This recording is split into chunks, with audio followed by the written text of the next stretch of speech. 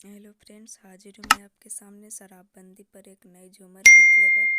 तो चलिए हम स्टार्ट करते हैं।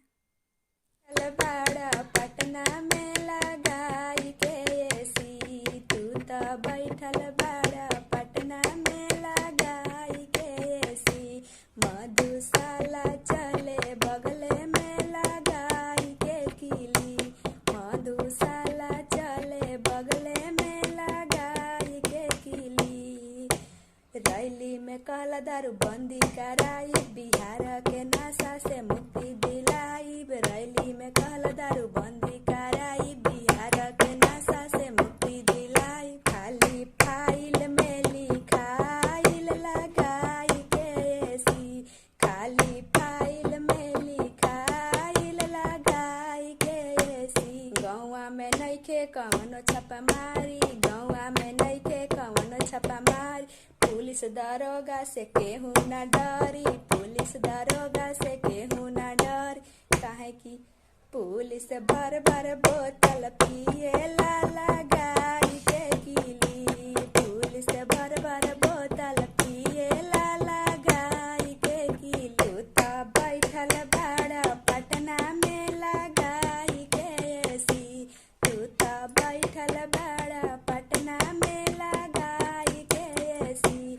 मधुशाला चले बगले में लगाई के किली, मधुशाला चले बगले में लगा के किली। कबो जनाजा छपरा में निकले, कबो जनाजा सारन में निकले, कबो जनाजा छपरा में निकले, कबो जनाजा सारन में निकल। चारों ओर मचल हाहाकार हो रवाई के करबरी, चारों ओर मचल हाहाकार हो रवाई के करबरी।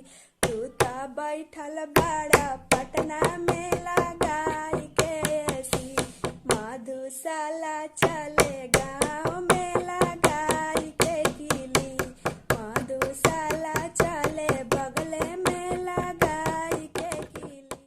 अगर आप लोगों को मेरा वीडियो पसंद आया हो तो मेरे वीडियो को लाइक करें, और ऐसे ही वीडियो देखने के लिए आप हमारे चैनल मॉडर्न भाभी को सब्सक्राइब करें। चैनल का लिंक डिस्क्रिप्शन में डाला हुआ है, वहाँ से हमारे चैनल को सब्सक्राइब करें और अपने दोस्तों तक शेयर करें, और बेल आइकन ज़रूर प्रेस कीजिएगा ताकि जब भी मैं कोई नया वीडियो डालूँ आप लोगों को उसका नोटिफिकेशन मिल जाए और आप लोग वीडियो देखकर आनंद ले सकें। धन्यवाद।